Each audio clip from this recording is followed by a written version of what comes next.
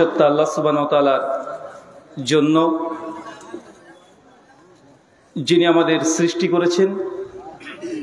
শুধু সৃষ্টি করেননি, এই পৃথিবীতে সহস্র কোটি মাখলুকাত সৃষ্টি করার পরেও যিনি আমাদের এই মানব জাতিকে সর্বশ্রেষ্ঠ জাতি, সর্বশ্রেষ্ঠ মাখলুকাত এবং সর্বশ্রেষ্ঠ নবী মুহাম্মদে আরবি সাল্লাল্লাহু আলাইহি ওয়াসাল্লামের উম্মত হিসেবে প্রেরণ করেছেন, সেই মহান সত্তা আল্লাহ সুবহানাহু ওয়া তাআলার সংক্ষিপ্ত শুকরিয়া সুজুদ আদায় করি। তার নিজেরই শেখানো ভাষা দিয়ে সকলে এক বাক্যে পড়ি আলহামদুলিল্লাহ। সরল পথে দিশারি ট্রাস্টের পরিচালনায় এবং উদ্যোগে আজ 9 নভেম্বর 2025 আপনাদের যে আলোচনা সভার আয়োজন করেছিলেন, মহান সত্তা আল্লাহ সুবহানাহু ওয়া তাআলা আপনাদের এই আলোচনা সভাটিকে কবুল করেছেন। আজকের এই আলোচনা সভাটিকে সফল করার জন্য যারা সার্বিক দিক দিয়ে সাহায্য এবং সহযোগিতা করেছেন, তাদের প্রত্যেকের নাম স্বতন্ত্রভাবে নিয়ে শুকরিয়া আদায় করা সম্ভব নয়। তারপরেও যারা অর্থ, শ্রম, অক্লান্ত পরিশ্রম, দোয়া এবং পরামর্শ দিয়ে সহযোগিতা করেছেন, আল্লাহ সুবহানাহু ওয়া তাআলা তুমি তাদের প্রত্যেকের নেক নিয়াত এবং নেক আমলগুলোকে কবুল করে নাও, সকল পড়ি আমিন। মহান সত্তা আল্লাহ সুবহানাহু ওয়া তাআলার কাছে দোয়া, এই প্রার্থনা, আল্লাহ সুবহানাহু ওয়া তাআলা আমরা মানুষ, আমরা কম বেশি ছোট বড় ভুল, ত্রুটি বিচ্যুতি, গুনাহ, পাপ, অন্যায় করে থাকি। আজকের এই আলোচনা সভার ওসিলায় আমাদের পেছনের ছোট ছোট গুনাহগুলোকে তুমি ক্ষমা করে দাও, সকলে পড়ি আমিন। সম্মানিত সুধী, বাদ মাগরিব থেকেই বিভিন্ন আলোচক তারা পবিত্র কোরআনুল করিম এবং হাদিসে মুবারাকা থেকে অনেক গুরুত্বপূর্ণ নসিহা আপনাদের সামনে পেশ করেছেন। আজকের এই আলোচনা সভার অন্তিম লগ্নে আপনাদের সামনে উপস্থিত হয়েছি একটি নির্দিষ্ট বিষয়ের উপরে কথা বলার উদ্দেশ্যে। আজকে যে বিষয়ে গুরুত্বপূর্ণ আলোচনা হবে, আলোচ্য বিষয় গুনাহ থেকে বাঁচার উপায়। কি বললাম বলেন তো? গুনাহ থেকে বাঁচার উপায়, পাপ থেকে বাঁচার উপায়।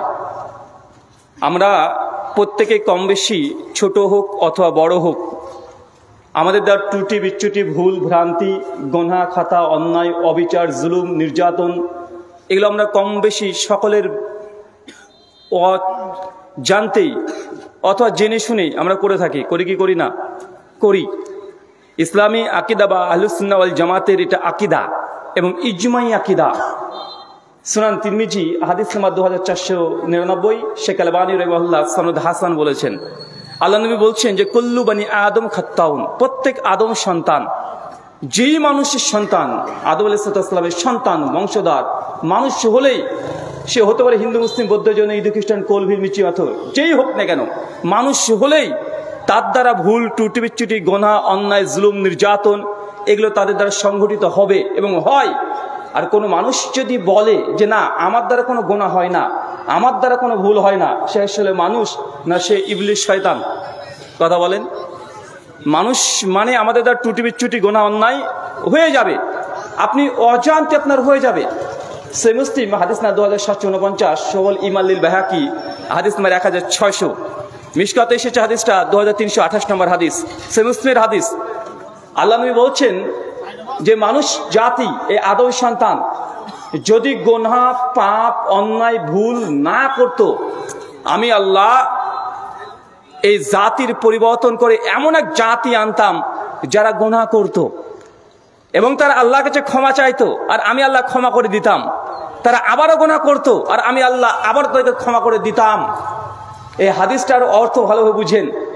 স্বয়ং আল্লাহ সুবহানাহু ওয়া তাআলা জানাচ্ছেন যে মানুষ জাতি মানে আমি আপনি যদি গুনাহ না করতাম, তাহলে আল্লাহ সুবহানাহু ওয়া তাআলা আমাদের পরিবর্তে এমন এক জাতি সৃষ্টি করতেন যারা গুনাহ করত, আর আল্লাহ কাছে ক্ষমা চাইতো, আর আল্লাহ ক্ষমা করে দিতেন। আবার তারা গুনাহ করত, আবার ক্ষমা চাইতো, আর আল্লাহ সুবহানাহু ওয়া তাআলা ক্ষমা করে দিতেন। তার মানে বিষয়টা বুঝতে পারছেন? বা আমি আপনি এটা বুঝে নিলাম, অতএব আল্লাহ মনে হয় চাচ্ছেন যে আমরা গুনাহ করি। কেন, গুনাহ যদি না করতাম তাহলে আল্লাহ সুবহানাহু ওয়া তাআলা আমাদেরকে কি সৃষ্টি করতেন না, অন্য জাতিকে নিয়ে আসতেন আমাদের পরিবর্তন করে।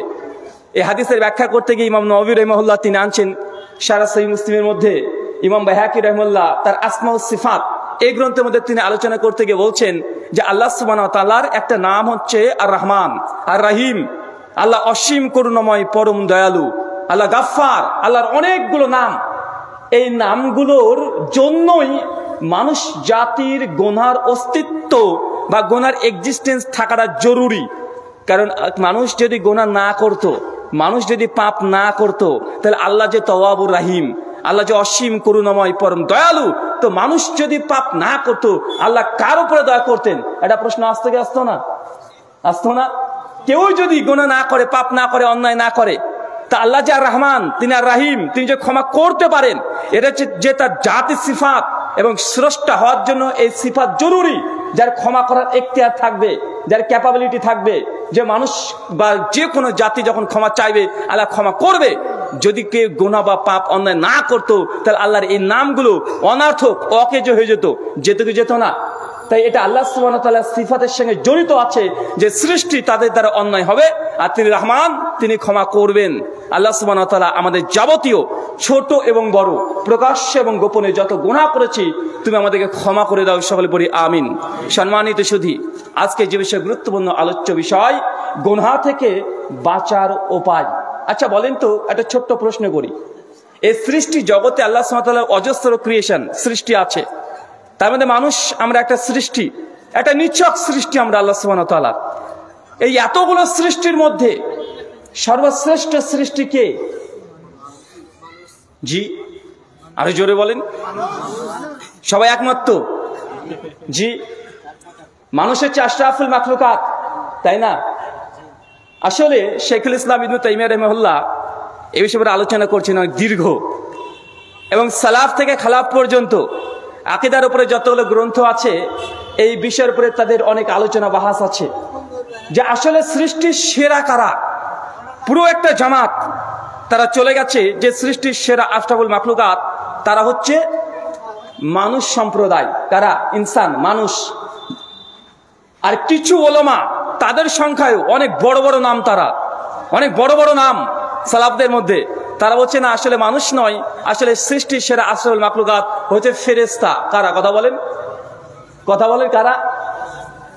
একদল বলছে ফেরেশতা, বড় বড় আলেম, শেখ, মুহাদ্দিস, ফুকাহাগণ, আকীদার উপরে যারা অনেকগুলো গ্রন্থ রচনা করেছেন।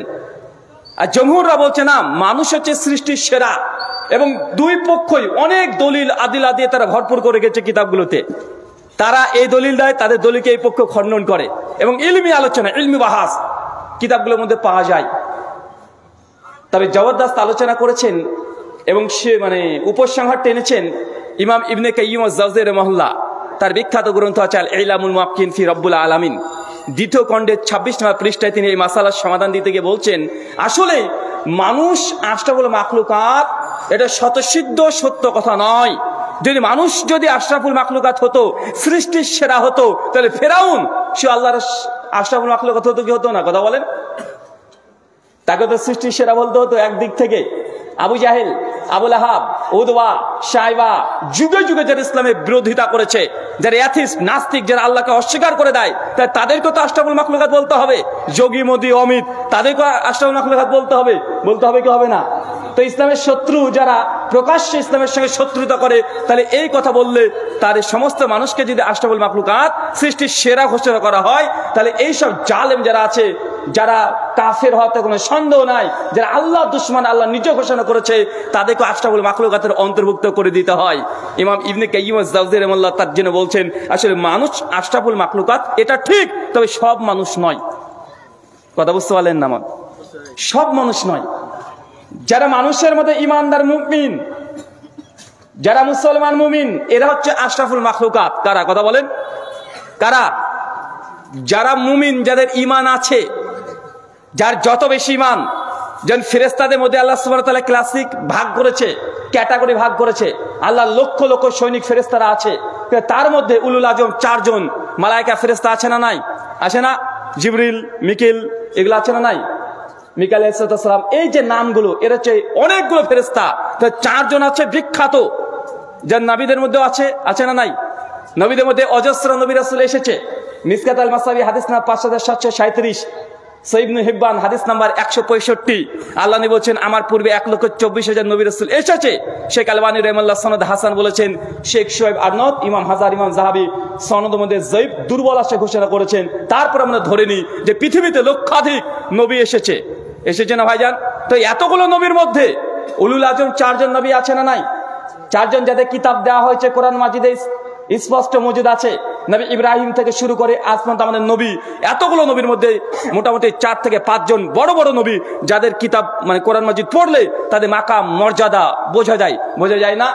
ঠিক একইভাবে আল্লাহর ফেরেশতা বাহিনী, সবাই যেমন আল্লাহর ফেরেশতা, কিন্তু 4 জনের বিশেষ গুরুত্ব আছে। সমস্ত নবী যেমন নবী এবং রাসূল, তাদের মধ্যে কিছু নবীদেরকে মর্যাদা আল্লাহ বৃদ্ধি করে দিয়েছেন। আমরা ইমানদার যারা মুমিন, কোন নবীর মধ্যে আমরা পার্থক্য করি না, কিন্তু আল্লাহ কিছু মাকাম মর্যাদা বেশি দিয়েছেন কি দেন নাই?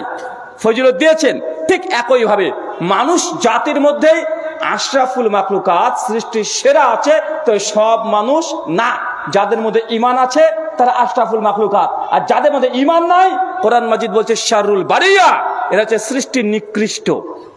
যারা মুশরিক, ইন্না মুশরিকুনা নাজাসুন, সূরা আলী ইমরান আয়াত নম্বর 28। নিঃসন্দেহে মুশরিক যারা, তারা কি? অপবিত্র। অপবিত্র মানে এই নয় যে কোনো মুশরিক আছে তার গায়ে টাচ করলেন অজু ভেঙে যাবে, গোসল ফরজ হবে, এমনটা নয়। তাদের হৃদয় শিরক করার কারণে কলুষিত হয়ে গেছে, অপবিত্র হয়ে গেছে। তার জন্য যারা সৃষ্টির সেরা তা হচ্ছে মুমিন, আর যারা ঈমান আনে নাই, বেঈমান, আল্লাহর বিরুদ্ধে বিদ্রোহ ঘোষণা করেছেন, তারা শাররুল বারিয়া, তারা সৃষ্টির নিকৃষ্ট। এখন বলেন আপনার কোন পক্ষে থাকতে চান? কোন পক্ষে?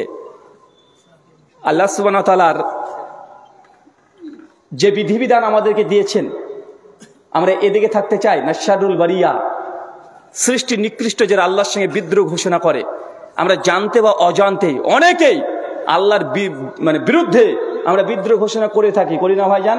জি।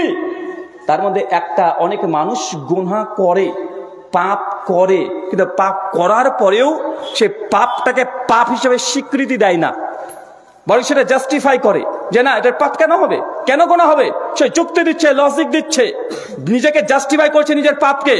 ফর সেক অফ আর্গুমেন্ট 1 মিনিটের জন্য ধরে নেন, আমাদের সমাজে অনেকগুলো মানুষ আছে দেখবেন সুদের সঙ্গে যুক্ত আছে, বন্ধন লোন আছে না নাই?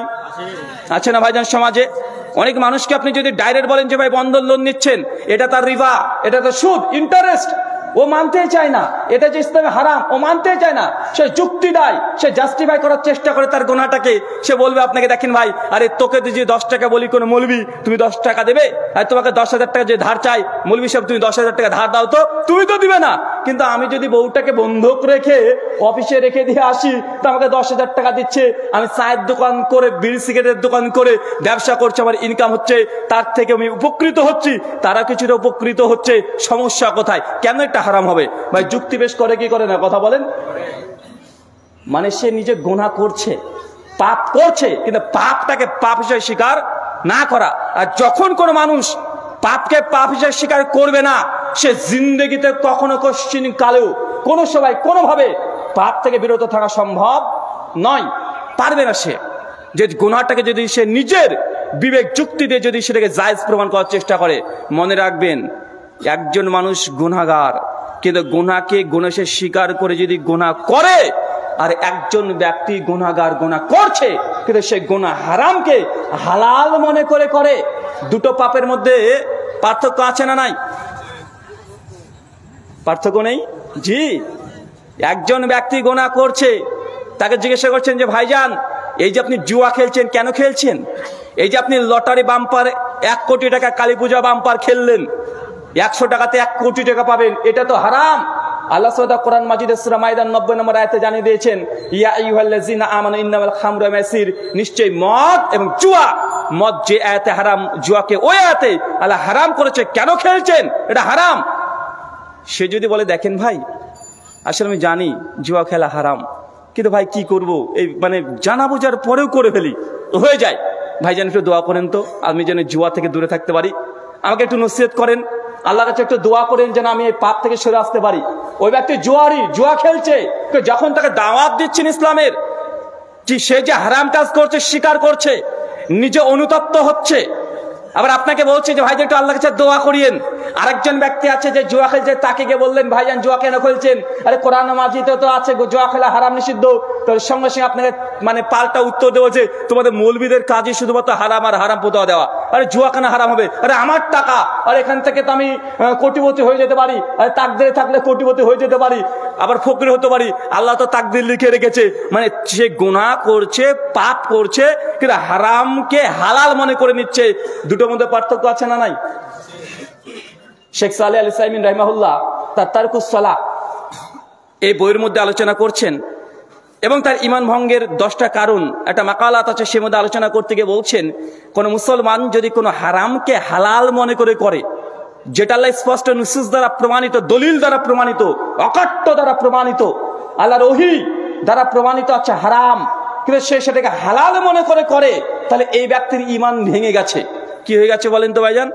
তাকে আবার নতুন করে ঈমান নবায়ন করতে হবে, ঈমান নিয়ে আসতে হবে। কিন্তু একজন ব্যক্তি হারামকে যদি হারাম মনে করে এবং অনুতপ্ত হয়, এই ব্যক্তি গুনাহগার, অনেক কাবেরা করছে, অনেক বড় পাপী, কিন্তু এই ব্যক্তিও পাপী। কিন্তু দুটোর মধ্যে পার্থক্য আছে না নাই?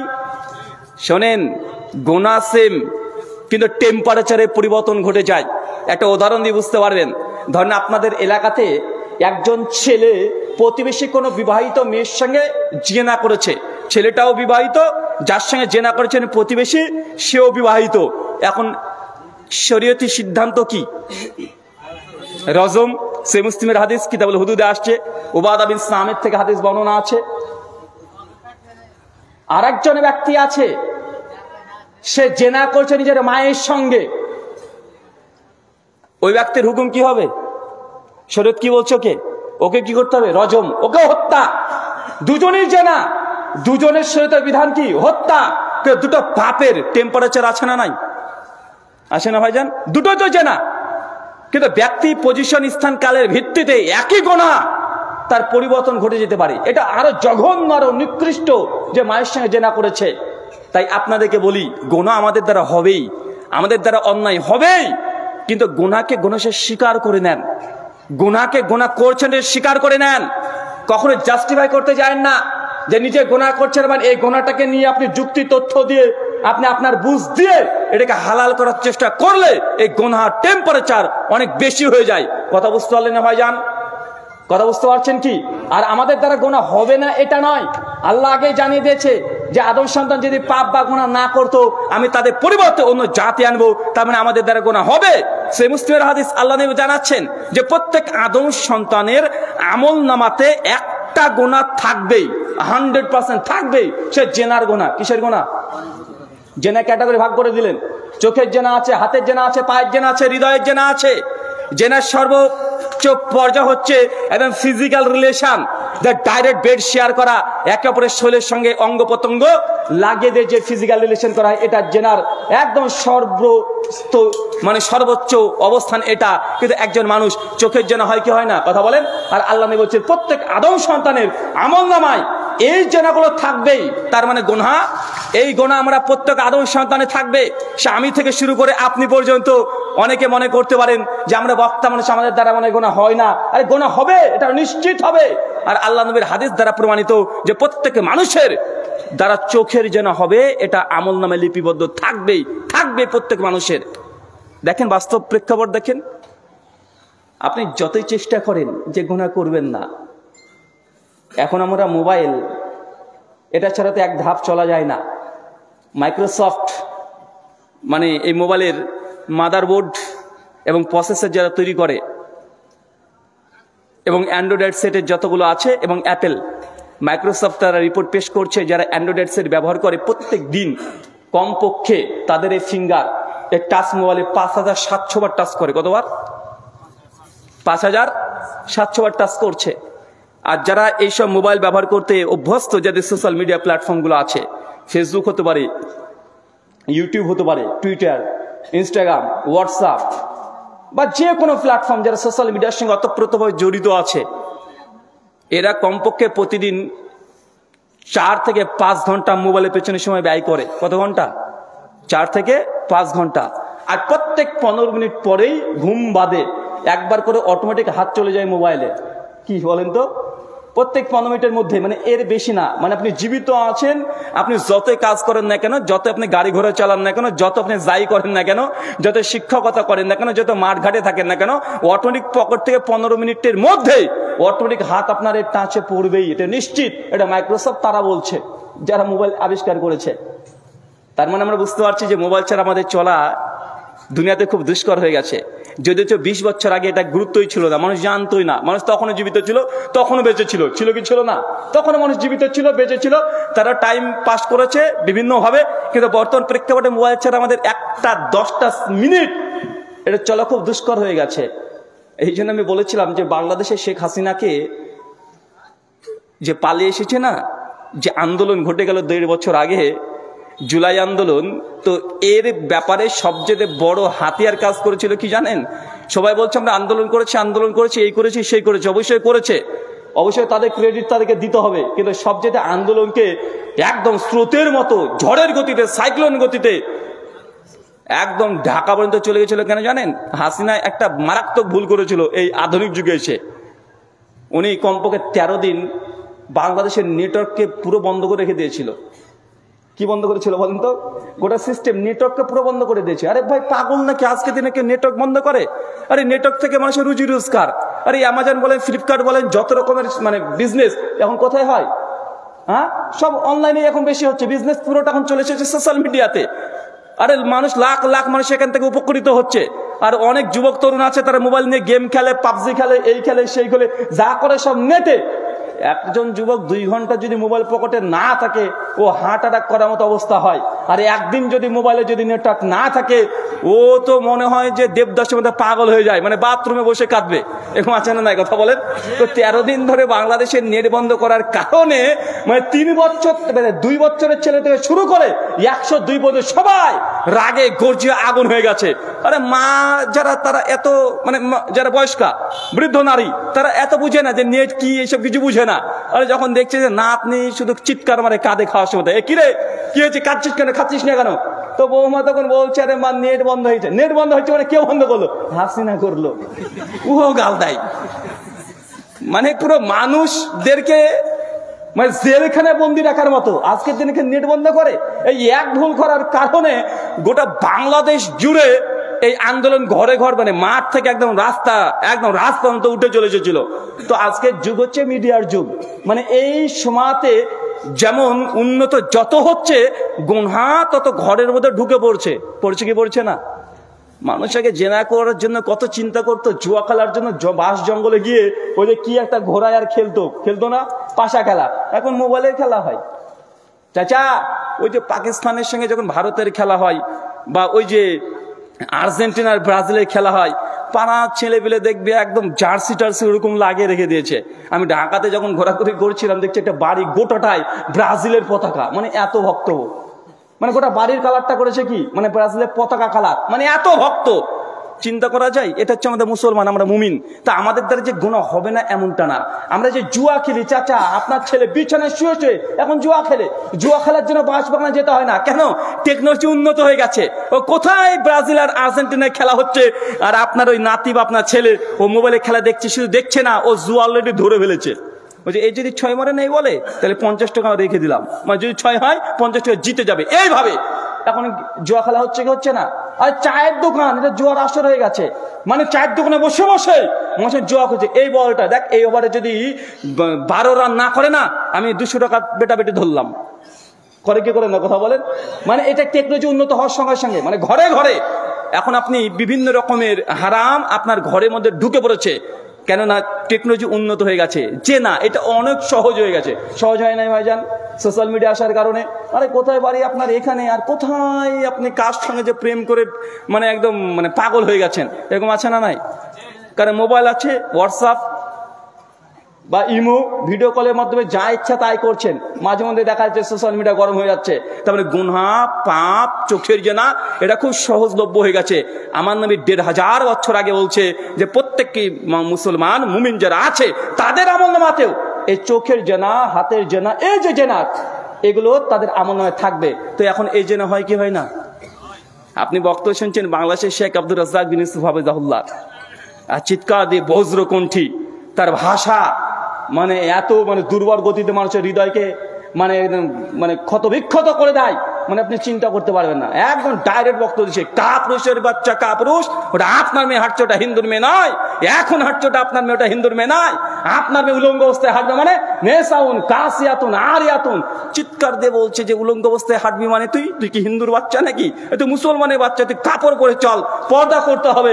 বারবার চিৎকার দিয়ে বলছে, বলতে বলতে হঠাৎ করে ক্যাটরিনা কাইফ একটা লাইফ বয় সাবান বিক্রি করে চলে গেল।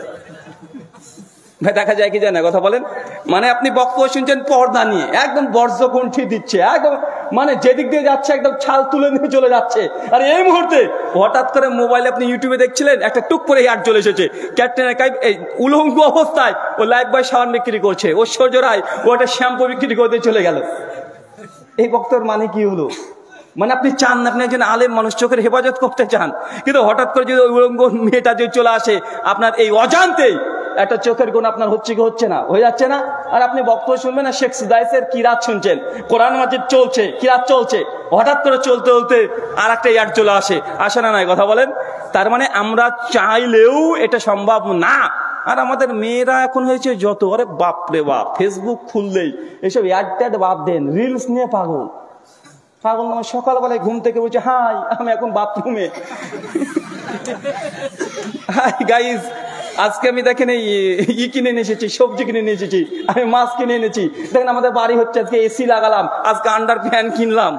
মানে যা আছে সব ফেসবুকে, বা চলছে কি চলছে না, মানে মানুষকে পোস্ট করতে, এখন ভিডিও রিলস বানিয়ে সবগুলো দিচ্ছে। আর কিছু আমাদের যুবক তরুণ ভাইগুলো আছে, ওর আবার বউকে ব্যবসায়িক বানিয়ে দিয়েছে। কিসের ব্যবসায়িক? জামা কাপড় বিক্রি করে না, ও সারাদিন কি করে, কি রান্না করে, কি খায়, কিভাবে পেশাব করে, কিভাবে পায়খানা করে, সবকিছু রিলস বানাচ্ছে, সোশ্যাল মিডিয়ায় দিচ্ছে, লাখ লাখ ভিউ, ওখান থেকে ইনকাম আছে না নাই, কথা বলেন। তা আপনি যত বড় আল্লাহর ওলি হন, ফেসবুকে ঢুকছেন, আপনি বক্তব্য শুনবেন, কোরআন মাজিদ একটা কিরাত শুনবেন, হঠাৎ করে ও রিলস ব্যবসায়ী, ও রিলস বিক্রি করে চলে গেল আমার কাছে। হয় কি হয় না? এটা হয়। গুনাহ থেকে বাঁচার সবচাইতে প্রথম পয়েন্ট, পাপকে, গুনাহকে, গুনাহ সে স্বীকার করে নেন আগে। যতক্ষণ স্বীকার না করছেন, গুনাহ থেকে আপনি বাঁচতে পারবেন না। আচ্ছা, কে কে বিয়ে করেছেন হাত তোলেন তো। চাচা আপনি বিয়ে করেননি? চাচা করেছেন, দুই চাচা হাত তুলেননি। আমি হচ্ছে বিয়ে টিয়ে করেনি মনে হয়, চিরকুমার, মাশাআল্লাহ, হাত নামান। আর কে কে বিয়ে করেননি তারা হাত তোলেন। গরিব, এই কটা মুসকিন। শহল ইমালিন ভাই হাকিত আল্লাহ বলছেন, যারা গরিব মানে বিবাহ করেন তারা মিসকিনের নাই, যদি সনদ দুর্বল আছে, শেখ আলবানী যে বলেছেন। তো মানে এই কয়টা গরিব। আচ্ছা, যারা বিয়ে করেছেন, শ্বশুরের কাছ থেকে কি কি নিয়েছেন? হারিকেন, ছাতি, মানে যাদের বয়স 60, চাচা নেননি এগুলো? মানে 60 বছর বয়স যাদের, মানে দীর্ঘ 40 বছর আগে যারা বিয়ে করেছে, কি নিয়েছে শ্বশুরের কাছ থেকে? একটা হাতে হেরকেন, আর মাথায় কি ছাতা, আর ওই ক্যারিয়ারে বিহীন একটা সাইকেল। মানে না হলে বিয়ে করতে যাবে না। ভাই ছিল কি ছিল না? ছিল ভাই, ছিল না এগুলো? আরে মানুষ এগুলোকে গুনাহ মনে করে না। এই যে মেয়ে পক্ষের কাছে পণ নিচ্ছে, আর এখন তো মডার্ন যুগ, সবকিছু ডিজিটাল। ছেলে পক্ষ বলছে, হুজুর আমি কিন্তু একদম নো ডিমান্ড, কোনো ডিমান্ড করিনি, কোনো ডিমান্ড নাই। আবার ছেলে পক্ষ গিয়েছে, মেয়ে পক্ষ দেখা ফাইনাল ডেট ঠিক হচ্ছে, তখন মেয়ে পক্ষের একবার বলার কর্তব্য যে আপনাদের কিছু বলা থাকলে বলেন ভাই। মানে মেয়ের বাপ, ছেলে বাপকে বলছে, ছেলের বাপ কি বলেন, হ্যাঁ কিছু বলার থাকবে মানে, আর আপনার মেয়ে মানে আমার মেয়ে, আবার কি বলছেন? কিচ্ছু না, নো ডিমান্ড, আমাদের কোনো ডিমান্ড, আমাদের বংশে কেউ এইসব করে না, এইসব কথা বলে আমাকে লজ্জিত করবেন না। সবার সামনে ভরা বসিসে বয়ে চলে গেল। বিয়ের তারিখ ফাইনাল, মানে 16 তারিখে বিয়ে। ছেলেপক্ষের বাপ মানে শ্বশুর, মানে ছেলের বাপ ফোন করছে 14 তারিখে রাত্রিবেলাতে বিহাইকে, মেয়ের বাবাকে, এই যে ভাই কেমন আছেন? আছি, চলছে। যে জানেন তো মানে আমার ছেলে না, এই তো বিয়ে তো সামনে আর 2 দিন পর ভাই, তাই না? যে হ্যাঁ ভাই, প্রস্তুতি কেমন? বলছে আলহামদুলিল্লাহ, একদম প্যান্ডেল ট্যান্ডেল সব রেডি হয়ে গেছে, আমাদের সবকিছু বলে দিয়েছি, কার্ড বিলি হয়ে গেছে। তো ভাই আপনারা কতজন আসবেন? ছেলেপক্ষ বলছে, আরে আমাদের বংশ বড় তো, আসলে 150-200 না হলে কি হয়, মানে 150-200, ওটা বংশ ওর বড়, এই জন্য 150-200 নিয়ে আসবে। ছেলেপক্ষ তখন ভাবছে যে, ছেলে বাপ ভাবছে যে কিভাবে যে বলতে বলতে হঠাৎ করে বলছে যে আমার ছেলে না বিশাল বুদ্ধি, ওর যা বিজনেস মাইন্ড আছে না, যা বিজনেস মানে ব্যবসার, মানে যেরকম ব্যবসা বুঝে না, মারাত্মক ব্যবসা বুঝে। আরে ওর যদি মানে কিছু টাকা থাকতো না, ও একটা কিছু হয়ে দেখাতো। বলেন তো, বিয়ের 2 দিন আগে ছেলের বাপ মেয়ের বাপকে কেন এই কথা বলছে? মানে ওর ডিমান্ড নেই, মানে ও বুঝিয়ে ও বলছে না। ও কি বলছে? যে আমার ছেলে বিশাল বুদ্ধি, যে টাকা পয়সা ইনভেস্ট করতে পারতো না, ও অনেক বড় কিছু করে ফেলতো। ছেলেটার মাত্র 3 লক্ষ টাকা আছে, 6 লক্ষ টাকা লাগতো, মানে আর 3 লক্ষ টাকা যদি ম্যানেজ হয়ে যেত না, এখানে ইনভেস্ট করতো, মানে মাসে কোটি টাকা ইনকাম করতো। তার মানে কি বলছে? মানে ঘুরে বলছে তুই টাকা দে, মানে নো ডিমান্ড। আবার অনেকে এসে বলছে যে রবিন ভাই, আমার কিন্তু কোনো ডিমান্ড নাই, কিন্তু শ্বশুর আমাকে একটা R115 দিয়েছে, বুলেট দিয়েছে, একটা থার গাড়ি দিতে চাই, নেওয়া যাবে? কেন হাদিসে শুনেছি হুজুররা বলে যে হাদিয়া নেওয়া সুন্নাত। দেখেছেন কত বুদ্ধি। বলছে আমাদের ডিমান্ড নাই, শ্বশুর এমনি দিতে চাই। আমি বলি যে ভাইজান, আপনার শ্বশুর এত বড় দিল, এত বড় হৃদয়, যে আপনাকে একটা 3 লক্ষ টাকা দিয়ে একটা বুলেট গাড়ি দিয়ে দেয় 2-3 লক্ষ টাকা দামের। অথচ মসজিদের আপনাদের ইমাম যে সাইকেলও জুটে না বেচারা, ও পায়ে হেঁটে প্রতিদিন মসজিদে আসে 5 বার। আপনার শ্বশুর ওই মৌলবীকে তো বলতে পারলো না যে বাবা, যে মৌলবী সাহেব আপনি প্রতিদিন হেঁটে হেঁটে নামাজ পড়তে আসেন, এই আপনাকে একটু ব্যাটারির এই যে স্কুটিগুলো আছে অন্তত এটা কিনে দিই। কোনোদিন তো এটা কিনে দিল না, আপনাকে এরকম দিচ্ছে কি বাবা? তার মানে কি, ডাল মে কুছ কালা है, কালা নেই হে বলকি পুরা ডালই কালা है। মানে সমস্যা আমাদের গোড়াতে, মানে হারাম জিনিসগুলো ভ্যারাইটিস ভাবে আমাদের কাছে যে কোনো ভাবে হোক, আমরা কি করছি? ওটাকে আমরা গ্রহণ করে নিচ্ছি। আল্লাহ সুবহানাহু ওয়া তাআলা ইহুদির জন্য হারাম করেছিল সাবাতের দিন, মানে স্যাটারডে, শনিবার, তারা যেন কোনো কিছু কাজকর্ম না করে, মাছ জানে পুকুর থেকে নদী থেকে না ধরে। ইহুদিরা এত বড় বুদ্ধিমান, এত বড় খাটাস বদমানুষ, ওরা শনিবার ঠিক মাছ ধরতো না। কি করতো? শনিবারে জাল পুকুরে ফেলে রেখে দিত, যখন সূর্য ডুবে গেছে খাস খাস করে তুলতে শুরু করেছে। ফাঁকে কাকে মারলো? কথা বুঝতেন না মনে হয়? মানে এত খাটাস, মানে আল্লাহর বিধানকে তারা যে কোনো ভাবে হোক, যাই হোক না কেন, তারা ঘুরে নাক ধরে যেটা করার সেটাই করবে। এটা ইহুদিদের চরিত্র ছিল। তারা এইভাবে আল্লাহ সুবহানাহু ওয়া তাআলা ওহীগুলোকে তাবিল করতো, অপব্যাখ্যা করতো, তাহরিফ করে ফেলতো। তার লাফজি তাহরিফ তো করতো, মানাগত তাহরিফ করে, বিভিন্ন কলাকৌশল করে, ফিক ব্যবহার করে, বুদ্ধি যুক্তি ব্যবহার করে হালালকে হারাম করে নিত, আর হারামকে তারা হালাল করে নিত। আমাদের মুসলিম সোসাইটির সমাজে এগুলো আছে। আমি তার মানে এটা আপনাকে বোঝাচ্ছি না যে আপনার শ্বশুর বা শাশুড়ি করে কিছু খুশি মনে যদি গিফট করে আপনি নিতে পারবেন না, এমনটা নয়। অবশ্যই নেন, যদি খুশি মনে দেয়, আপনার জন্য আকাঙ্ক্ষা যদি না থাকে, এমনি দিয়েছে আপনি নেন, সমস্যা নেই। তবে ভাইজান, আপনার শ্বশুর সাইকেলে করে ঘোরাঘুরি করে আর আপনাকে বুলেট গাড়ি দেয়, তো আপনি হাদিয়া শ্বশুরের কাছ থেকে নিয়েছেন, ভালো কথা, হাদিয়া কি আপনি দিতে পারেন না? আপনি চলে যাবেন। বয়স্ক মানুষ কিছু পারেন না, ওই যে ব্যাটারি চালিত যেসব এইগুলো আছে না, স্কুটি আছে না, ওটা কিনে শ্বশুরকে দিয়ে দেবেন। আব্বা, আপনি তো আমার কষ্ট বুঝে আমাকে এটা দিয়েছেন, আমি একটা আপনাকে হাতে দিলাম, গিফট করলাম। পারবেন তো ইনশাআল্লাহ? হ্যাঁ, আচ্ছা, কে কে শ্বশুরকে দিয়েছেন একটু হাত তোলেন তো। আচ্ছা, শ্বশুরের কাছ থেকে কে কে নিয়েছেন একটু হাত তোলেন। দেখেন কি হাসি, কি অবস্থা। আরে শুধু আপনি হাতে নিলেন, শ্বশুরের বাড়িতে আছে মাত্র 1,500 টাকা দামের চৌকি, তা আবার খুরিতে মানে দেওয়া, পটি লাগানো, আর আপনাকে 65,000 টাকা দামের খাট পাঠিয়ে দেয়। কি ব্যাপার? শ্বশুর দিয়েছে, আমাদের ডিমান্ড নাই বললেন, আর ওই শ্বশুরের দেওয়া খাটে বউকে নিয়ে শুয়ে থাকেন। লজ্জা লাগা দরকার আপনার। মানে যে বিছানায় শুবেন ওটাও আপনার নিজের না, আপনি পুরুষ না কাপুরুষ? আচ্ছা, বুঝলাম শ্বশুর এমনি দিয়েছে, ডিমান্ড নাই, তা আপনার চোখে পড়েন আপনার শ্বশুর ভাঙা খাটে শুয়ে থাকে? আরে আপনিও তো পারেন, আপনার বেশি ইনকাম নাই, বয়স আপনার অল্প, 22-24 বছর বয়স, 65,000 টাকা দামের খাট দেওয়া আপনার সামর্থ্য নাই। আপনি অন্তত পক্ষে ওই আকাশমণি কাঠ দেয়া 15,000 টাকা দিয়ে খাট দিতে পারেন তো? পারেন কি পারেন না? পারেন কি পারেন না? আর সারা জীবন আপনি হাতে নিয়েই চলে গেলেন শ্বশুর বাড়ি থেকে, শ্বশুর শাশুড়িকে কিছু দিলেন না, বছর একটা শাড়ি দিয়ে ভাবছে অনেক কিছু দিয়ে দিয়েছি। মানে ঈদের সময় একটা শাড়ি দিয়েছে, কি দিয়েছে বলেন? ঈদের সময়তে শ্বশুরকে একটা সেন্ডু গেঞ্জি আর একটা লুঙ্গি দিয়েছে, আর শাশুড়িকে একটা শাড়ি দিয়েছে, ভাবছে অনেক কিছু দিয়ে দিয়েছি। ওই কথা আর বউকে বারবার বলে, তোমার বাপকে দিলাম যে, বলে না ভাইজান? মানে আমাদের কাছে হারামগুলো বিভিন্ন কোয়ালিটিতে আসছে এবং আমরা সেটা হালাল করে নিচ্ছি। তাই গুনহা, এই গুনহা একটা ছোট্ট কথা বলে দিই, ইমাম ইবনে কাইয়িম আল-জাওজির একটা দারুণ উক্তি আছে। ইমাম ইবনে কাইয়িম আল-জাওজি রাহিমাহুল্লাহ বলছেন যে খবরদার তোমরা কখনো জায়েজের অনুসন্ধান করো না, মানে জায়েজের শেষ পর্যায়ে যাও না। কারণ জায়েজের শেষ পর্যায়ে কে দাঁড়িয়ে থাকে? হারাম। কে দাঁড়িয়ে থাকে বলেন তো? মানে জায়েজের যেটা শেষ পর্যায় ওখানে কে দাঁড়িয়ে আছে? হারাম। তাই জায়েজ জায়েজ জায়েজ জায়েজ করতে করতে আমরা অনেক জিনিসই দেখবেন মানে এটাকে অনুসন্ধান করতে গিয়ে অনেক মানুষ আস্তে আস্তে আস্তে আস্তে আস্তে সে হারামের মধ্যে প্রবেশ করে ফেলে। করে কি করে না? এটা করে ফেলে। সম্মানিত সুধী, গুনাহ থেকে বাঁচার সবচেয়ে বড় পয়েন্ট, গুনাহকে গুনাহ হিসেবে স্বীকার করে নাও। পারবো তো ইনশাআল্লাহ? যে স্বীকৃতি না দিতে পারেন এই গুনাহ জিন্দেগিতে আপনাকে ছাড়বে না, আপনি করতে থাকবেন অটোমেটিক চলবেই। আল্লাহ সুবহানাহু ওয়া তাআলা আমাদেরকে এই গুনাহ থেকে বাঁচার তৌফিক দান করে, আমিন। 2, গুনাহ থেকে বাঁচার উপায়, নেককার পরেজগার মজলিসে বেশি বেশি ওঠা বসা করা। কি বললাম? নেককার পরেজগার মজলিসে উঠা বসা করা, চলাচল করবেন যাদের সঙ্গে তার জন্য নেককার পরেজগার ব্যক্তি হয়। কারণ আপনি যেমন আপনার বন্ধু তেমনই হবে। বন্ধুর গুণ আপনার মধ্যে চলে আসতে পারে, আপনার গুণ বন্ধুর মধ্যে চলে যেতে পারে। পারে কি পারে না? পারে কি পারে না? লোহার সঙ্গে চুম্বককে ঘর্ষণ দিবেন 10-12 বার, দেখবেন ওই লোহাটা কি করে, ওরও ভাব একটু আলাদা হয়ে যায়, ও একটু আকর্ষণ করতে শুরু করে দেয় না? কারণ কি ও ওর সঙ্গে কিছুক্ষণ মিশেছে।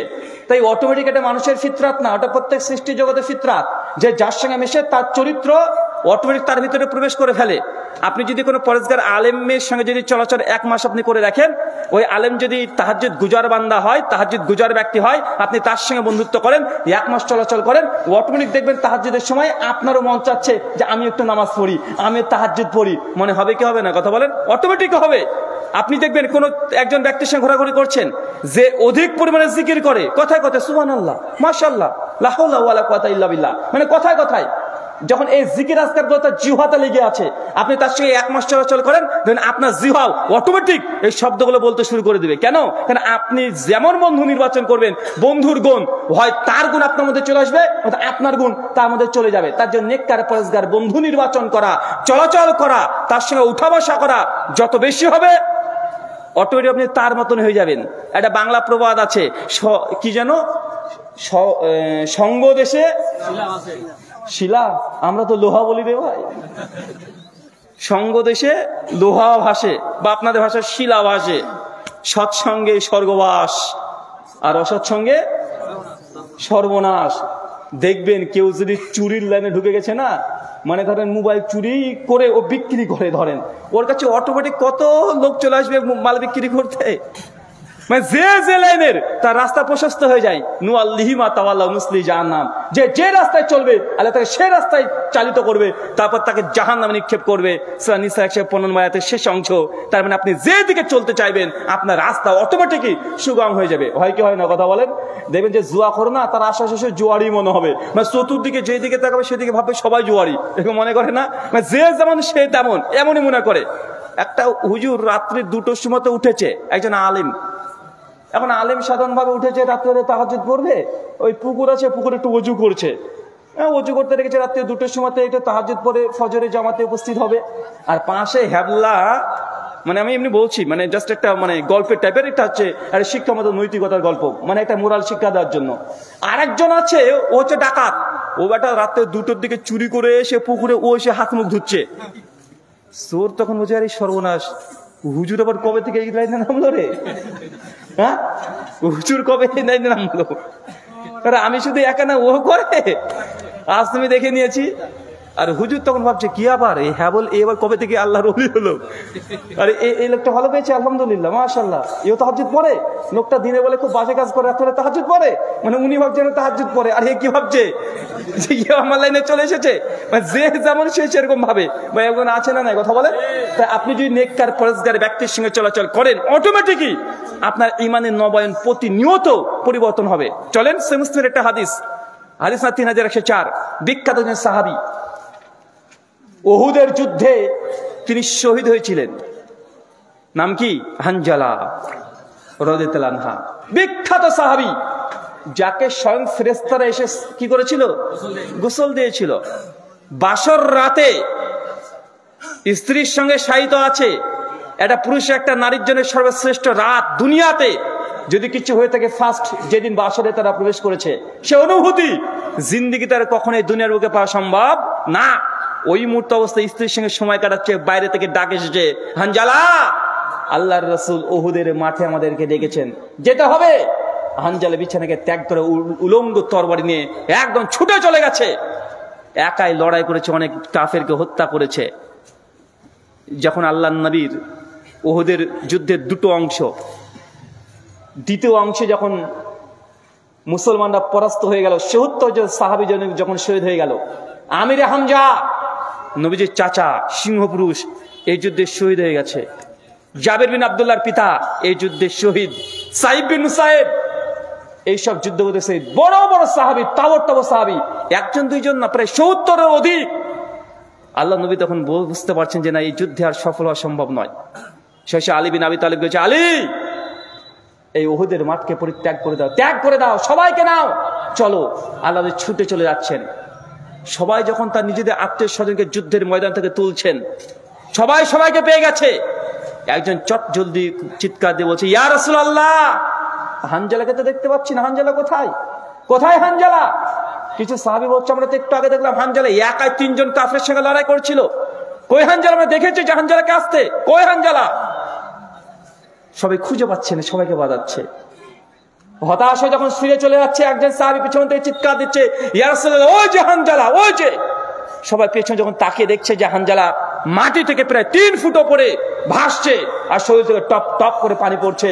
আর আল্লাহ নবী চিৎকার দিয়ে বলছে, দেখো আমার হানজালাকে, দেখো ফেরেশতারা তাকে গোসল দেওয়াচ্ছে। চিন্তা করতে পারছেন কত বড় ইমানদার ব্যক্তি? ইমানে তাদের পূর্ণ ছিল তাদের হৃদয়, যে সাহাবী হানজালা তাকে ফেরেশতারা এসে গোসল দিচ্ছেন। এই সাহাবী মদিনার রাস্তা দিয়ে চিৎকার মারছে যে হানজালা মুনাফিক হয়ে গেছে, নিজেকে বলছে, চিৎকার মারছে। আবু বকর চিৎকার দিয়েছে, কি হয়েছে হানজালা, কোথায় ছুটে যাও তুমি? বলছে, আবু বকর আমি মুনাফিক হয়ে গেছি। আবু বকর অবাক, বলো কি তুমি? হানজালা মুনাফিক হয়ে গেছে মানে কি হয়েছে তোমার? হানজালা বলছে, আবু বকর যখন আমি আল্লাহর নবীর মাজলিসে বসি, নবীর সঙ্গে যখন বসি, নবী যখন আমাদের জান্নাত জাহান্নামের গল্পগুলো বলেন, কোরআন হাদিস থেকে যখন কথা বলেন, সেই সময়তে আমার ঈমান জজবা এতই বৃদ্ধি হয়ে যায়, মন চায় না যে দুনিয়াদারিতা করি, ব্যবসা বাণিজ্য, লেনদেন, আদান প্রদান, বাচ্চা কন্যা সন্তানকে নিয়ে এই দুনিয়াবি কাজে ব্যস্ত থাকি, মন চায় না আবু বকর। কিন্তু যখনই আমি আবার এই মসজিদ থেকে বাইরে চলে যাই, নবীর কাছ থেকে দূরে চলে যাই, সেই সময় আবারও আমি দুনিয়ার প্রেমে আমি আচ্ছন্ন হয়ে যাই। যখন স্ত্রীর কাছে যাই, কন্যা পুত্র সন্তান তাদের ভালোবাসায় আচ্ছন্ন হয়ে যায় আবু বকর, সেই সময় তার ঈমানের জজবা ওঠ পর্যায়ে থাকে না। আবু বকর আমি মুনাফিক হয়ে গেছি। চিন্তা করতে পারছেন এত বড় একজন সাহাবী, সে নিজের ঈমানকে নিয়ে সংশয় করছে। আবু বকর বলছে, হানজালা আরে আমি আবু বকর হতে একই অবস্থা, আর আমি যখন নবীর সঙ্গে থাকি ঈমান জজবা আমার অনেক উঁচু হয়ে যায়, কিন্তু যখন আমি দুনিয়াবি কাজে চলে আসি, ব্যবসা বাণিজ্যে, সেই সময় আস্তে আস্তে ঈমানটা আবার কমতে থাকে। চলো আমিও রাসূলুল্লাহর কাছে যাব। দুইজন মদিনাতে ছুটছে, আল্লাহ নবীর ঘরের সামনে এসে ঘরটাকে নক করছে। আল্লাহ নবী ঘুরে তাকে দেখছে যে আবু বকর আর হানজালা দুজন দাঁড়িয়ে। আল্লাহ নবী, কি হয়েছে হানজালা, তোমরা এত দ্রুত গতিতে কোথা থেকে আসছো? আবু বকর বলছে, ইয়া রাসূলুল্লাহ হানজালা মুনাফিক হয়ে গেছে। বিস্তারিত ঘটনা বলছেন। আল্লাহ নবী উত্তর দিয়ে বলছেন যে আবু বকর আমার কাছে যখন তোমরা বসো, যখন আমি জান্নাত জাহান্নাম, পরলৌকিক পরমার্থিক জীবনের কথাগুলো বলি, সেই সময় যখন তোমরা আমার সঙ্গে চর্চা করে থাকো, আমার সামনে দেখো, তোমাদের ইমানি লেভেল যে পর্যায়ে থাকে, এটা যদি সর্বদা থাকতো না, আসমান থেকে ফেরেশতারা প্রতিদিন তোমাদের বিছানাতে এসে মুসাফা করে চলে যেত। ইমাম নববী রাহিমাহুল্লাহ এই হাদিসের ইশারা করতে গিয়ে বলছেন, কেউ যদি ইমানের টেস্ট পেতে চায়, কেউ যদি ইমানকে নবায়ন করতে চায়, ইমানের পেয়ালা যদি সুমিষ্টভাবে পান করতে চায়, সেজন্য নেককার পরেজগার মাজলিসে চলাচল বেশি করে, সেজন্য নেক ব্যক্তিদের সঙ্গে চলাচল বেশি করে, অটোমেটিক তার ইমানি জজবা আস্তে আস্তে বৃদ্ধি পাবে। যে যত সময় কাটাবে নেক মাজলিসে, অটোমেটিক তার ইমানি জজবা বৃদ্ধি পাবে। আল্লাহি যারা আপনারা 5 ওয়াক্ত নামাজ পড়েন না, শুধু জুমার দিনে নামাজ পড়েন, শুধু জুমা, জাস্ট জুমার দিন, বলেন তো জুমার দিন যখন নামাজ পড়তে যান বা নামাজ পড়ে আসেন, সেই দিন আপনার হৃদয়ের মধ্যে একটা আলাদা প্রশান্তি কাজ করে কি করে না? করে না ভাইজান? করে। কেন? এটা ইমানের টেস্ট। যে ইমানের এই টেস্ট একবার পেয়েছে, বাড়ি গাড়ি তার কাছে কোনো দাম থাকে না। এই দুনিয়াকে বিক্রি করে দিয়ে তারা পারমার্থিক জীবনের জন্য তারা প্রস্তুতি নেয়। আপনার যার ইমান এখনো মূল্যায়ন করতে পারেননি, তাদের কাছে এই দুনিয়ার দাম হতে পারে। সেই মুসলিমের হাদিস মিশকাতে আসছে 2528 নম্বর হাদিস। আল্লাহ নবী মদিনা একদিন রাস্তার গলিতে তিনি যাচ্ছেন, একটা কান কাটা ছাগলকে তুলেছেন। আল্লাহ নবী তুলে বলছেন, এই তোমরা কেউ এটা 1 দিনার দিয়ে নিবে, মানে 1 টাকা দিয়ে নিবে? কেউ নিবে? সাহাবীরা ওয়াকে বলছি, ইয়া রাসূলুল্লাহ, এ তো মৃত ছাগল, তারপর কান কাটা, আর আরবদের মধ্যে এটা আগে থেকে চর্চিত, তারা কোনো খুদযুক্ত করে প্রাণী তারা গ্রহণ করে না। সঙ্গে সঙ্গে বলছেন যে ইয়া রাসূলুল্লাহ, এটা তো কান কাটা, তা মৃত। আরে এটা নিলে তো আমাদের মুসিবত বেশি। মুসিবত মানে, আরে এ যদি মারা যায়, এ দুর্গন্ধ, মরে গেছে, কিছুক্ষণ পরে দুর্গন্ধ ছড়াবে, তাকে আবার কবর দিতে হবে, মাটি দিতে হবে, এ তো বিপদ নেওয়া মানে টাকা দিয়ে, আরে এমনি দিলে নিবো না। আল্লাহ নবী তখন বলছেন যে তোমাদের কাছে মৃত ছাগলটা যেমন কোনো মূল্য নেই, এই গোটা দুনিয়া সৃষ্টি জগতের মূল্য আল্লাহর কাছে এই মৃত ছাগলের চাইতো আরো নগণ্য, আরো নিকৃষ্ট। এটা দুনিয়ার বাস্তবতা, এটা দুনিয়ার চূড়ান্ত বাস্তবতা। কত মানুষ দুনিয়াতে কোটি কোটি টাকা ইনকাম করেছে, crore crore, million, billion, trillion, তারপরে দুনিয়ার এই মুহূর্তে ত্যাগ করে তাকে চলে যেতে হয়েছে কি হয় নাই? কত মানুষ দেখেন এই এলাকাতে ছিল আজ থেকে 2 বছর, 3 বছর, 4 বছর আগে, কত দাম্ভিক মানুষ ছিল, কত অহংকারী ব্যক্তি ছিল, টাকার গর্বের মানে মানুষকে মানুষ মনে করেনি, সে ব্যক্তি কবর আজকে কোনো মূল্য নেই। এই জন্য আমি মনে করি, যদি কোনো মানুষ হৃদয়কে যদি নরম করতে চাই, আল্লাহ নবী আলাইহিস সালাম বলেছেন বেশি বেশি কবরের কাছে যাও, কবরের কাছে গিয়ে সময় কাটাও, তোমার হৃদয় নরম হবে।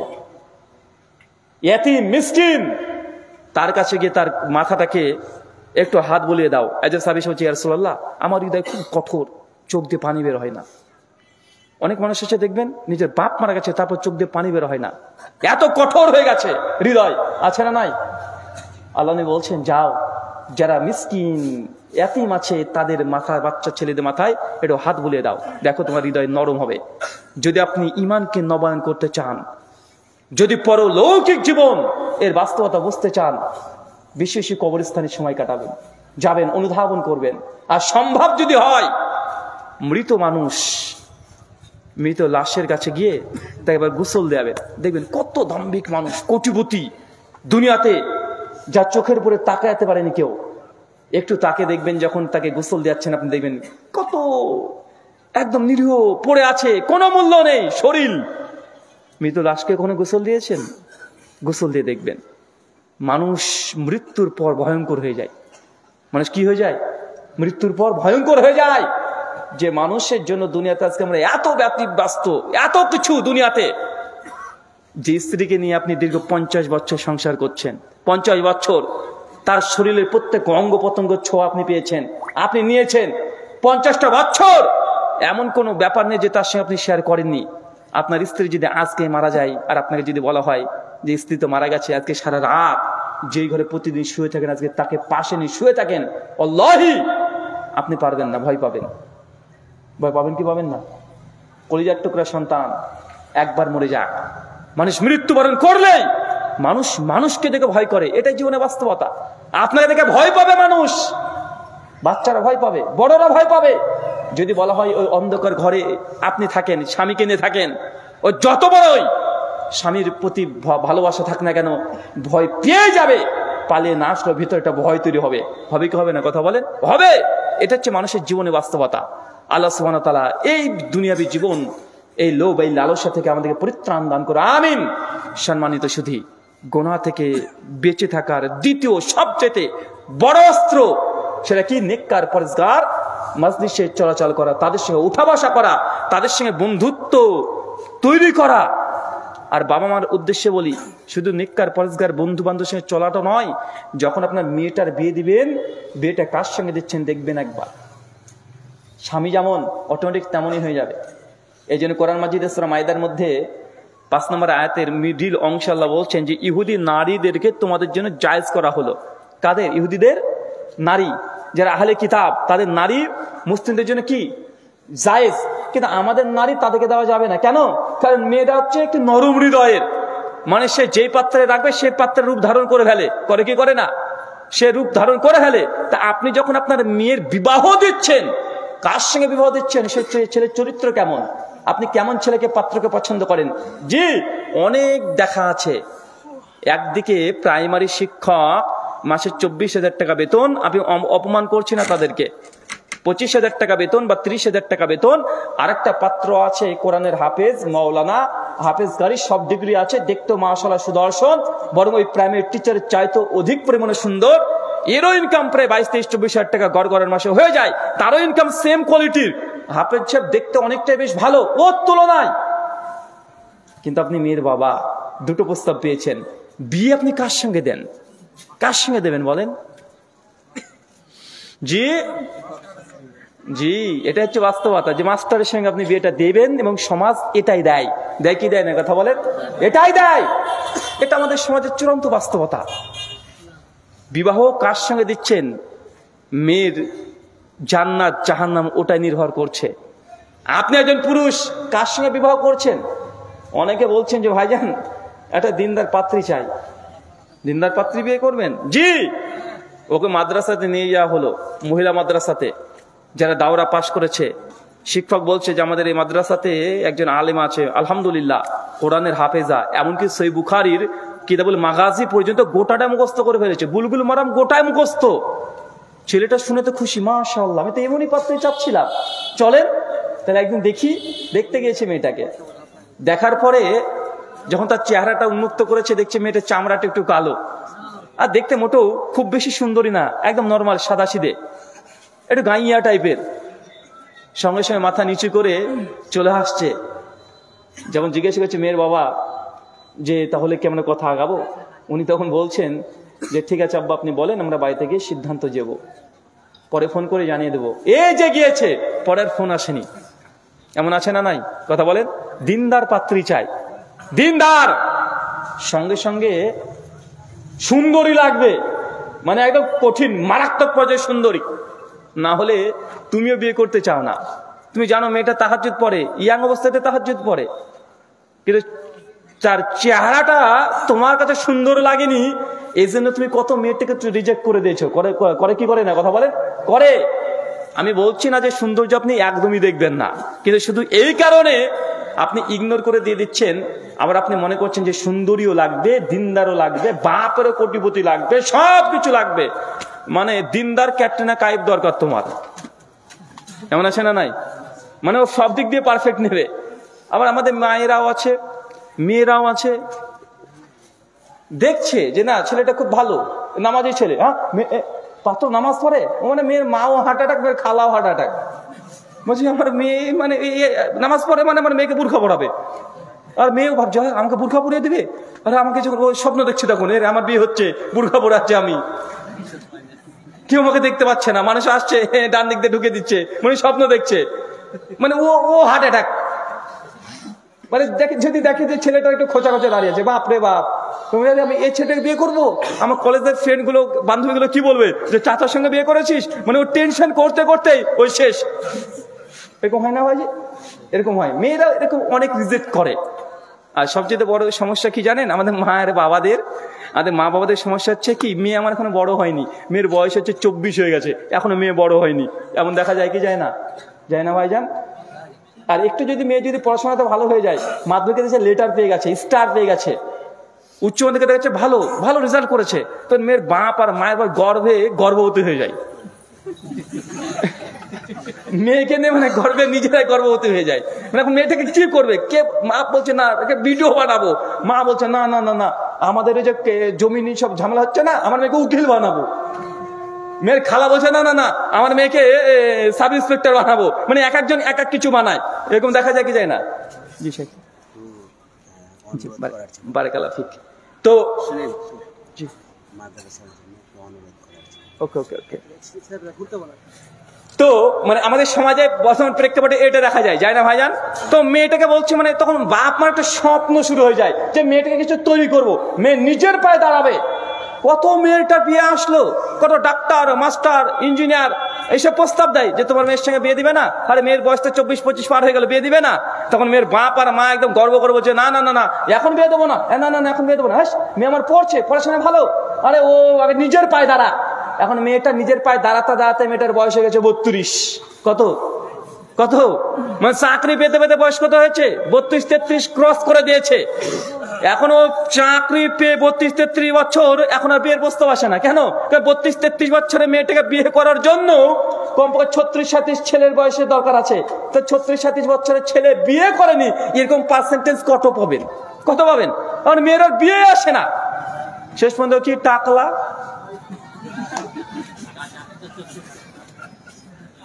একদম মোটামুটি ধরেন 57 ইঞ্চি ভুড়ি। এখন এছাড়া কোনো উপায় নাই। যার সঙ্গে বিয়ে হচ্ছে মোটামুটি সেও ধরেন ওই পর্যায়ের, মানে এক পায়ে কবরে আর এক পায়ে কলার ছতরে, তখন উল্টে পড়ে যায়। কারণ যে অপেক্ষা করছে সেও নিজের পায়ে দাঁড়ানোর জন্য ব্যস্ত, যেন আমাকে নিজের পায়ে দাঁড়াতে হবে, কিছু একটা করতে হবে। এখন নিজের পায়ে দাঁড়ানো মানে কি? ও চাকরি করতে হবে, একটা কমপক্ষে গাড়ি কিনতে হবে। এখন নিজের পায়ে দাঁড়াতে দাঁড়াতে দাঁড়াতে দাঁড়াতে আমি তো বলেছি বেটা বেশি নিজের পায়ে দাঁড়ানোর অপেক্ষা করো না। আর যেই দিন তুমি নিজের পায়ে দাঁড়িয়ে যাবে আর সেই সময় বিয়ে করলে তখন অন্য কিছু আর দাঁড়াবে না, তখন বউ আবার পালিয়ে যাবে। মানে এত দাঁড়ানোর অপেক্ষা, মানে আশ্চর্য। আরে আমাদের সোসাইটি বা সমাজে এগুলোই হয়। মানে এই দুজন দাঁড়াতে গিয়ে সেখানে মেয়েটারা বিয়ে হতে চায় না। মেয়ের চাকরিজীবী, আপনাকে আমি পরিষ্কার বলছি, আপনি নিজের সার্ভে করে দেখবেন। একটা মেয়ের বয়স 17, 18, 19, 20 বছর বয়স, মেয়েটা যদি একটু দেখতে সুন্দরী হয়। আর একটা মেয়ের বয়স 35, 36, 37, মেয়েটা চাকরি করে, কিন্তু এই 17 থেকে 20 বছরের এই বয়সের মেয়েটার যত বিয়ের প্রস্তাব আসবে, ওই 36 থেকে 40 বছরের বা 32 থেকে 40 বছরের মেয়েটা, 30 ঊর্ধ্ব বয়সের মেয়েটার বিয়ের প্রস্তাব কত পায়? কত বলেন? কত পাবে? কোশ্চেন কালেও পাবে না। কারণ ছেলেদের এই মাইন্ড না একটু আলাদা, ওরা আলাদা জিনিস। মেয়েরা এখনো বুঝেনি, ওরা ভাবছে যে ওই বউর টাকা মানে খাওয়ার জন্য ছেলেরা বসে থাকে। আরে এরকম সেন্সের ছেলেরা খুব, তাদের মাইন্ড কম হয়।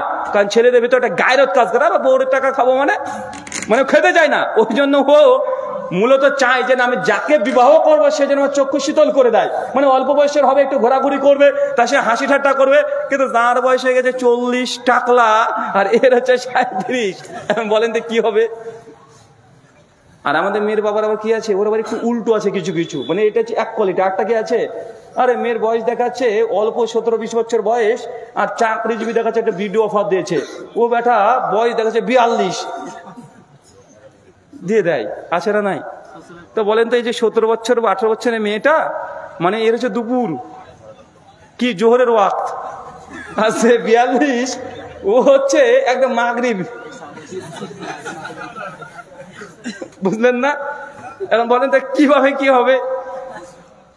আল্লাহ নবী এই জন্য বলছেন, যখন বিবাহ করবে তখন কি দেখবে? কুফুকে মিলাতে হবে, সবকিছুতে দেখতে হবে। খুব বেশি কোটিপতি পাত্রপক্ষ, আর আপনি একদম রাস্তার ফকির, ওইদিকে না তাকানোই ভালো। ইমাম ইবনে তাইমিয়া রাহিমাহুল্লাহ জানেন তো, তিনি বিবাহ করেননি, বিয়ে করেছিলেন। ইমাম বুখারী রাহিমাহুল্লাহ বিয়ে করেছিলেন, ওনাকে ভুল ধারণা আছে যে ইমাম বুখারী বিয়ে করেনি, তিনি বিয়ে করেছিলেন, তার সন্তানও ছিল, তার ছেলের নাম ছিল মুহাম্মদ। ইমাম হাজার আসকালানী রাহিমাহুল্লাহ ফাতুল বারির মুকাদ্দামাতে তিনি আলোচনা করেছেন এই বিষয়টা। তো ইমাম ইবনে তাইমিয়া রাহিমাহুল্লাহ বলছেন যে কোনো পাত্রীপক্ষ যদি খুব নিচু স্তরের হয়, মানে একদম মধ্যবিত্ত থেকে নিচু স্তরে, কিন্তু পাত্রপক্ষ যদি কোটিপতি হয়ে যায়, তাহলে এই বিয়ের টিকা খুব মুশকিল আছে। বিবাহ ভাঙ্গন বা তালাকের কারণে অনেক সময় স্ট্যাটাস মেনটেন হয় না। মানে এ এক জায়গা থেকে সে আরেক জায়গাতে খাপ খাওয়াতে পারে না, এরকম হয় কি হয় না? খাপ খাওয়াতে পারে না। তাই আল্লাহ নবী যখন বিবাহ করবে, ছেলে মেয়ে উভয়ে তারা কুফু এটাকে মিলাবে। মানে তাদের মধ্যে যেন সমতা থাকে, আর্থিক দিক থেকে হতে পারে, ফিজিক্যাল দিক থেকে হতে পারে। অনেক যুবকদেরকে দেখেছি, যুবক এত নতুন দিনে এসেছে, মানে এত মানে ইমানে একদম মানে ভরপুর হয়ে গেছে, দেখাচ্ছে ছেলেটার বয়স হচ্ছে 21, আর একটা মেয়ের সঙ্গে তার সম্পর্ক হয়ে গেছে মূলত ঘুরতে ঘুরতে ঘুরতে, মেয়েটার বয়স হচ্ছে 38, মেয়েটার 3টে বাচ্চা আছে, ওর স্বামী ওকে তালাক দিয়ে দিয়েছে, কিন্তু এর বয়স 21। এখন ভাবছে যে মেয়েটার তো বিয়ে হচ্ছে, এখন কি করবে? তখন ও বিয়ে করতে চায়। এমন আছে না নাই? 21 বছরের যুবক, 3 বাচ্চার মা, তার সঙ্গে বিয়ে করতে চায় 37 বছর। আবার তাকে যদি বোঝান যে ভাই কি দরকার, যায়। আর আল্লাহ নবী তো খাদিজা, আম্মা খাদিজার সঙ্গে করেছে, নবীর বয়স তখন 25 ছিল, আম্মা জান খাদিজার বয়স তখন 40 ছিল। মানে নবীকে দিয়ে দলিল দিচ্ছে। আমি বলেছিলাম ভাইকে, ভাইজান তোমার ওই বউ যেটা আসছে ও খাদিজা না, আর তুমিও নবীর মর্যাদা উত্তীর্ণ হওনি। আল্লাহ নবী আলাইহিস সালাম জাবের বিন আব্দুল্লাহকে দেখছেন, তার পোশাকে একটু হলুদ লেগে আছে। জিজ্ঞাসা করছেন, জাবের কি আবার বিয়ে করেছো? জি ইয়া রাসূলুল্লাহ, বিয়ে করেছি। কাকে বিয়ে করেছো? বিধবা না কুমারী? জাবের বলছে, আল্লাহ নবী আমি বিধবা নারীকে বিয়ে করছি। আল্লাহ নবী বলছে, কেন তুমি কুমারী করলে না? আরে কুমারী করবে, কারণ সে নিজে একজন ইয়াং, তুমি কুমারী করবে, তার সঙ্গে তোমার বেশি বাইন্ডিং হবে। তো অনেকে আমরা আবেগে পড়ে এই কাজগুলো করে ফেলি। জি আজকে আপনি করছেন, এটা নাজেজ হারাম কাজ না, কিন্তু আপনার সঙ্গে কুফর না মিলার কারণে আপনার সংসার ছিন্ন হতে পারে, ডিভোর্স বা তালাক হওয়ার পার্সেন্টেজ আরো বেড়ে যায়। তাই এরকম আবেগে কোনো হঠকারিতার সিদ্ধান্ত না। ইনশাআল্লাহ বাপ মাকে বলেছি, ওই মেয়েকে আর ছেলেকে নিজের পায়ে দাঁড়াতে গিয়ে মাগরিবের ওয়াক্ত ডেকে আনেন না। কিসের ওয়াক্ত বলেন তো ভাইজান? এখন 37 বছর যদি মেয়েটার বয়স হয়, তো এই মেয়েটি প্রেগনেন্ট হওয়ার চান্স 50% কমে যায়। 30-32 ক্রস করলে মেয়েদের প্রেগনেন্সি কি 50% কমে যায়। তার বাচ্চা ধারণ করতে পারবে না, মানে পারবে না এটা নয়, 50% কমে যায়। তাদের একদম 16 থেকে শুরু হয়ে যায়, মানে একদম বিদ্যুতের গতিতে। তো এগুলো বায়োলজিক্যালি অনেকগুলো প্রবলেম হয়ে যায়। তাই এমনটা না হয়, এই দুনিয়ার বাস্তবতাকে মেনে নেন। ওই নিজের পায়ে দাঁড়াতে গিয়ে ছেলেরা, আমি আগে বলেছি যে তুমি আবার নিজের পায়ে দাঁড়ানোর চেষ্টা করো না। আরে বিয়ে করে নাও আগে, বিয়েতে বরকত আছে। কি আছে? কি আছে? কথা বলেন। দেখবেন ওই যে আপনাদের অনেক ছেলে ছিল না, খুব বদমাস, ইনকাম টিনকাম কিচ্ছু করতো না, বাপে ধরে বিয়ে দিয়ে দিয়েছে, এখন ঠিক সাইজ হয়ে গেছে, এখন ইনকাম করে। করে কি করে না? আর ইনকাম করে বউকেও পোষে, আবার বাচ্চা হয়েছে ওকেও পোষে। কেন? কারণ যতক্ষণ বিয়ে না হচ্ছে রিজিকের দরজা উন্মুক্ত আপনার জন্য হবে। কথা বলেন। আরে রিজিক তো আপনার স্ত্রীর রিজিকটা আপনার আমলে চলে আসবে। কেন? যেন স্ত্রীর দায়িত্ব আপনি নিয়ে নেবেন। আচ্ছা বাচ্চা যতক্ষণ না হয় মিড ডে মিলের খাবার দেয়?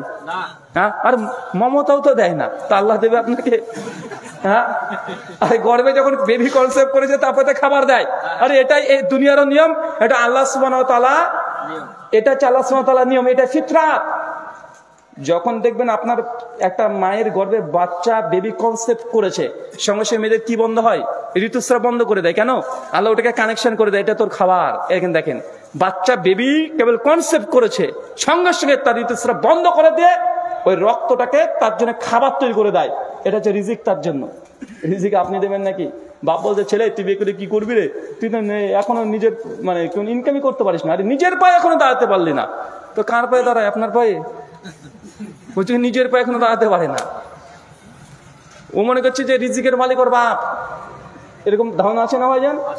মিশকাত হাদিস না 5300 শেষ অংশে লম্বা হাদিসের আল্লাহ নবী বলছেন, দুটো জিনিস মানুষকে খুঁজে পারে, একটা মৃত্যু আর এটা কি? রিজিক। যতক্ষণ মানুষ তার উপার্জিত রিজিক না পাবে ততক্ষণ মৃত্যু হবে না। আপনার টেনশন কি রে ভাই? আপনার কোনো টেনশন নাই। আল্লাহ সুবহানাহু ওয়া তাআলা বুঝার তৌফিক দান করো, আমিন। আচ্ছা, যেহেতু এটা মাদ্রাসা উন্নতি কল্পে, তাই তো শেখ মাদ্রাসা, আরে জি আল মাহাদুল ইসলামী, জি যেহেতু এটা বানাত, আর আমরা মেয়েদেরকে নিয়ে কিছু বললাম, আপনারা রেগে যান না। বলছে হুজুরটা খুব বদ, কি সব উল্টাপাল্টা বলে দিল, আমাদেরকে কিছু বললো। না না, বদ না, মানে আমি আপনাদের জীবনে বাস্তবতা বললাম, এটাই আমাদের জাস্ট হয়, রিয়েলিটি এটাই। আপনি যতই স্রোতে গা ভাসে দেন এই পশ্চিমা বিশ্বের মানে আইডিওলজি, তাদের থিঙ্কিং আপনি চলেন না কেন, জীবনের বাস্তবতা এটাই যে আপনি যতই তাদের স্রোতে গা ভাসাবেন, অবশেষে আপনাকে তারা ঠগিয়ে দিবে, আপনাকে মূল্যহীন করে দিবে, আপনাকে শুধুমাত্র পণ্য হিসেবে তারা বিক্রি করবে, আপনাকে দিয়ে তারা উপার্জন করতে চায়।